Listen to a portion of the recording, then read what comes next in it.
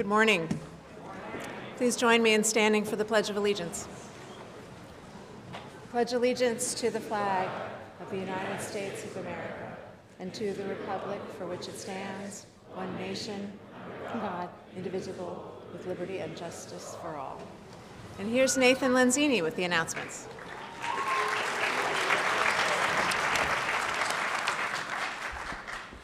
Good morning. Today is Wednesday, October 5th, and it's a green day. All juniors and any senior who have not submitted a senior photo, please stop by Fuller Hall today or tomorrow during your free block to have your photo taken for the yearbook. Science Olympiad meets today and Thursday after CP in Streeter 241 to work on disease detectives and forensics events. Calling all college-bound Hilltoppers, the following colleges have visits today: Embry-Riddle Aeronautical University at Daytona, Paul Smith's College, Salve Regina University, and University of Southern Maine.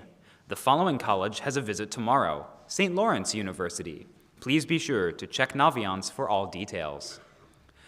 We have an Army National Guard recruiter on campus today for a visit at 9 a.m. in the Colby Conference Room. Please check in with your teachers before the visit if you plan to attend. Anyone interested in the Upward Bound program, Rick Williams, the director, will be on campus tomorrow during C Block in the Colby Conference Room. Please stop by during your lunch period if you would like to learn more. Hilltopper Mountain Biking meets today at 3:30 on Brantview Drive. The Academy Historical Society will not meet today due to a scheduling conflict. We will see you next Wednesday in the archives. Unfortunately, the Makerspace will not be available this afternoon. Please stop by to see Dr. Desjardins in Streeter 222 if you are waiting for a 3D print or to arrange an alternate time to access the tools. We look forward to seeing you again next week. Happy birthday today to Gloria Day, Victoria Scherer, and a special happy birthday to Melissa Kopelman Valvardi from Ms. Greenstone's D and E Block classes. Happy birthday.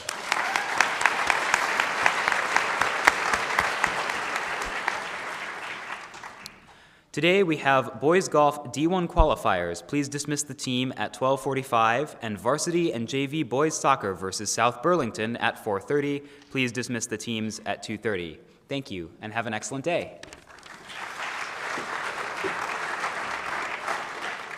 Thank you, Nathan. We have a few late announcements.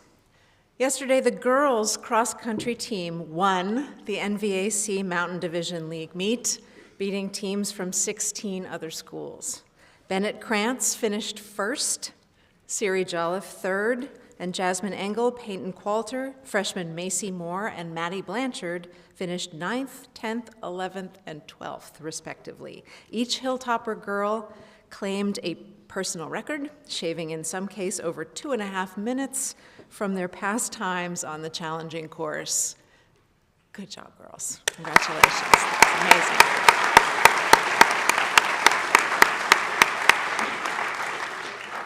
Happy to say also that the boys team remains undefeated in their Vermont competition. Andrew Thornton Sherman, Carson Eames, and Charlie Krebs placed 1 through 3, with Nathaniel Bernier 5th and Ari Levin 8th to provide a scoring for the toppers. Thanks to all who helped put the meet on and came to cheer the teams on. Good job, everyone. Cross country.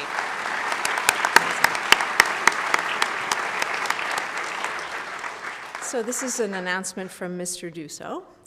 Sophomores, please check your St. J. Labs email or the 2025 Canvas page for a survey link to nominate your sophomore class theme for Spirit Week. You have today and tomorrow to submit your nomination. So thank you for sending in advisors and some of you students for sending in your thoughts about what we can do in chapel.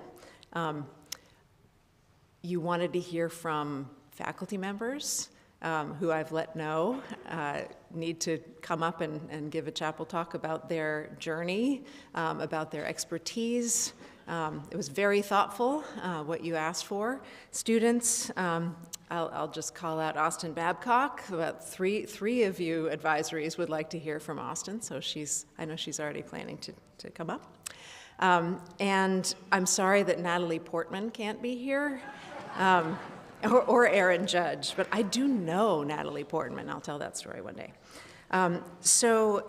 Music is another thing. You want to hear from Greer Kennedy, who also wants to play for you, play her viola for you.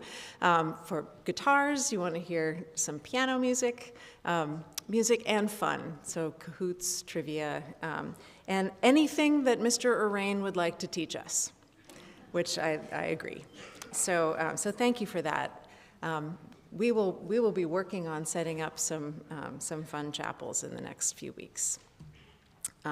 And I will be back here tomorrow and give a little bit of a talk. But this morning, I'm delighted to hand the podium over to your source of the jokes of the week, who you might not know, Mr. Dennis Camilio.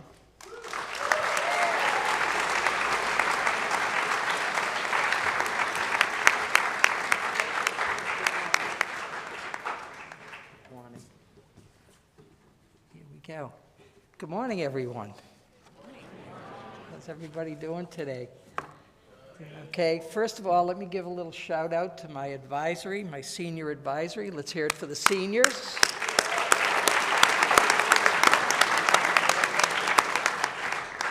All right, for those of you that don't know me, I'm Mr. Camilio. I'm the guy that does the joke of the week. It all started years ago when I started the bowling club, and I was recruiting for it and trying to do some promotion to get kids out bowling with me, and it was successful. And from there, it just transformed into me telling jokes every week. So every week, for all these years, I get responses from all kinds of people. Right? I get responses from teachers, people on the streets, staff, students. And usually they go something like this. They say something like, nice joke. Or they'll say, I think you're going to need to get better material, Mr. Camilio. Or something like, I didn't get it. Can you explain it? But one of my favorites is, did you really think that was funny? And I'd go, yeah. Or I wouldn't have told the joke. You know, when you're telling jokes to like 800 to 1,000 people, any comedian, and I'm definitely not one of them, knows that they're all not going to land on everybody. You know, you have one chance, and that's it. Okay? But these comments culminated in the best one yet that happened to me like 2 weeks ago. So I was in a business place, and I saw one of our students there. Student looked at me and said, I think I know you. I said, you might. Do you go to the academy? Yeah. I said, well, I teach at the academy, and I'm the guy who does the joke of the week. And the kid looks at me and goes, I hate those. He says, I cringe every time I hear one of those. I said, really? And in my mind, I'm thinking, don't hold back. Tell me how you feel here, kid. So I said, really? Why? He said, well, it's not bad enough that my father tells dad jokes that are absolutely ridiculous. He said, but my mother is a punster like you, and at the dinner table every night, every single night, she tells us puns and jokes. And we're at the point right now, he said, that my dad and I just look at each other and get up and walk away some days because it's that bad. I said, wow. I said, you know what? I said, maybe I'll dedicate a joke to you one of these days. He goes, oh, no, don't do that. He says, please don't do that. Well, I'm not going to honor that today. So I was laughing so much at these responses, right? I'm on my way home, and what it made me think of was my favorite comedian, whose catchphrase became, I don't get no respect. no respect at all. He became that became his persona over the years. He owned his own comedy club in New York City.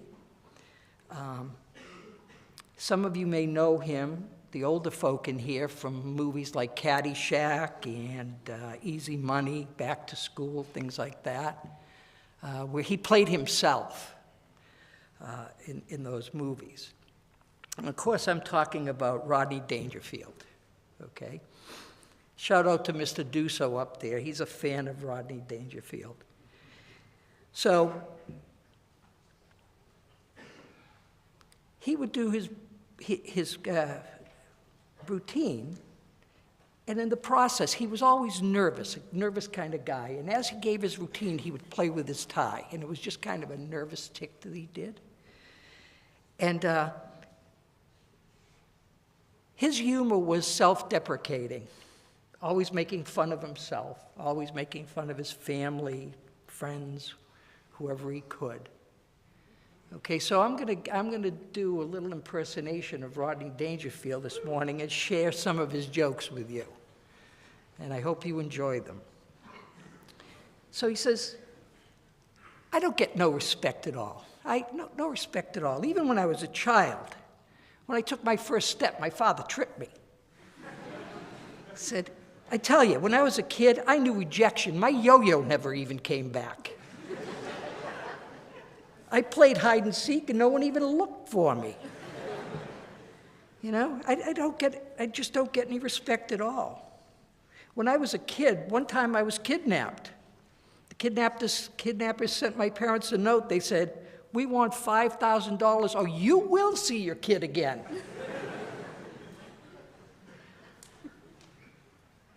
Even when I played in the sandbox, the cat covered me up.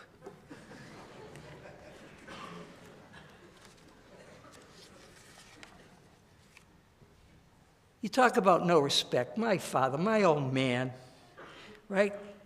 You could tell he had no respect for me at all. He carried a picture around that came with his wallet. One day I asked him if I could go ice skating on the lake. He said, can't you wait till it gets a little warmer? My old man, I told him I tried running around. I'm tired of running around in circles. So he nailed my other shoe to the floor. I like that one. So I was an ugly kid. My old man, he took me to the zoo. They thanked him for returning me. Even my doctors had no respect at all. I went to my psychiatrist one time. You know who I mean. It's Dr. Vinnie Boom Batts. That was my doctor. I once told him, Doctor, every morning when I get up, I look in the mirror and I feel like throwing up. What's wrong with me? He said, I don't know, but your eyesight is perfect. Last week when I saw him, I told him, Doc, I keep thinking I'm a dog. He said, get off my couch. Sorry.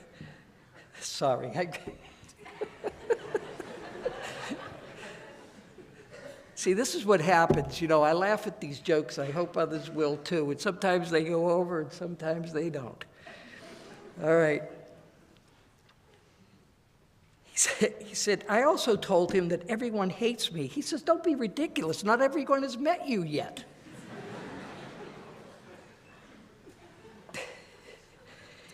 One time he told me I was going crazy. I told him, if you don't mind, I'd like a second opinion. He says, okay, you're ugly too. One time I even went to my dentist. I said to him, you know, my teeth are getting yellow. He says, well, wear a brown tie. You get no respect at all. No respect. Talk about respect. I once met the Surgeon General. He offered me a cigarette. I told my doctor I broke my arm in 2 places. He said, stop going to those 2 places.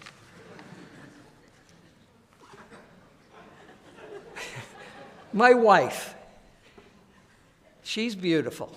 She's absolutely beautiful. My wife and I were very happy for 20 years, and then we met.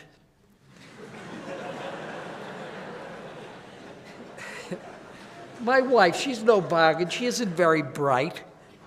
The other day, she was in a store, and just as she was heading out to the car, someone stole the car.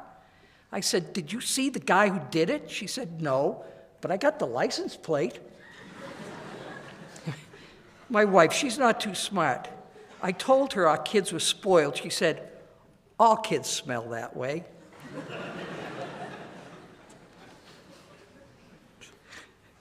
My wife, she took a driver's test the other day. She got an 8 out of 10. The other 2 guys jumped clear.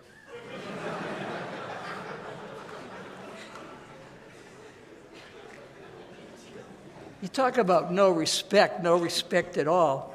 My wife, she kisses the dog on the lips. She won't even drink out of my glass. My wife, she's always trying to get rid of me. The other day, she told me to put the garbage out, and I said to her, "I already did." She said, "Go out and watch it." My family, they're no bargain either. They're no bargain at all. I looked up my family tree. I was a sap. I come from an intellectually challenged family, absolutely challenged. During the Civil War, my great uncle fought for the West. Talk about challenge. My father worked in a bank. He got fired for stealing pens. I'm not going too long. All right. Even my son, he was intellectually challenged himself. One time his teachers asked him to spell Mississippi. He said, "Which one, the state or the river?" Once when I got lost, I saw a policeman and asked him to help me find my parents. I said to him, "Do you think we'll ever find them?" He said, "I don't know, kid. There are so many places they can hide." Even my pets had no respect at all. My dog keeps running to the front door barking. He doesn't want to go out. He wants me to leave.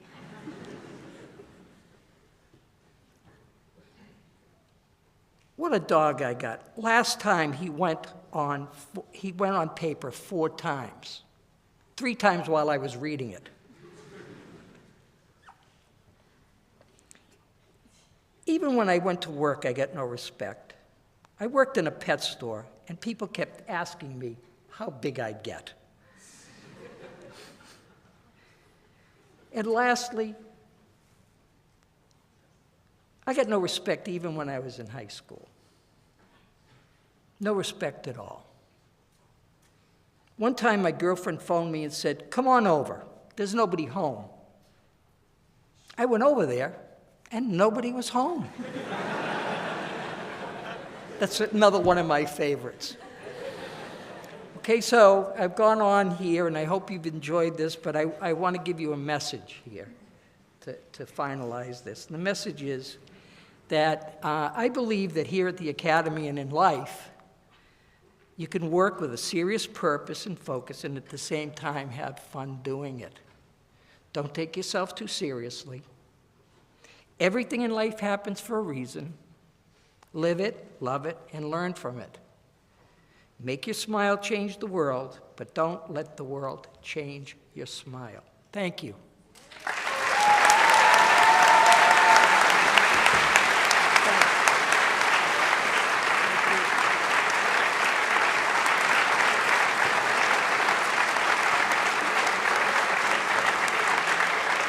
Thank you, Mr. Camilio. So Mrs. Legendre arranges chapel talks, and she said, "Well, Mr. Camilio, could you please send a copy of what you're going to say to me and to the headmaster?" And he said, "No. I can't." So we trust you. We let you up here anyway. All right, everybody. And with that, have a wonderful day, faculty.